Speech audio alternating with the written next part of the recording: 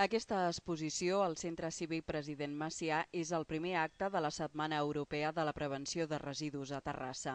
La mostra itinerant passarà pels 5 centres cívics de la ciutat intentant despertar la consciència ciutadana sobre la necessitat de reduir la generació de residus.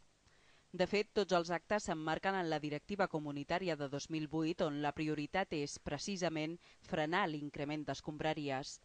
El millor residu és aquell que no es produeix, és una frase reiterada pel regidor de Medi Ambient, Màrius Massaller. Del 23 al 29 de novembre, els gestos quotidians prendran la màxima rellevància per continuar avançant en la reducció de residus. Així, del 2003 al 2008, Terrassa ha passat dels 1,21 quilos per habitant i dia als 1,14. La mitjana catalana i europea és de 1,64 quilos de residus per habitant i dia. Al llarg de la setmana s'establiran 10 punts informatius repartits pels centres cívics, mercats, Mercadal i diferents places de la ciutat.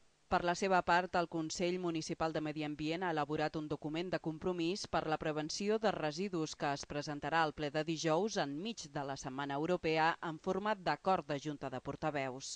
El document s'adreça a consumidors i comerciants perquè minimitzin els residus, però també demana a les administracions que regulin per llei la prevenció.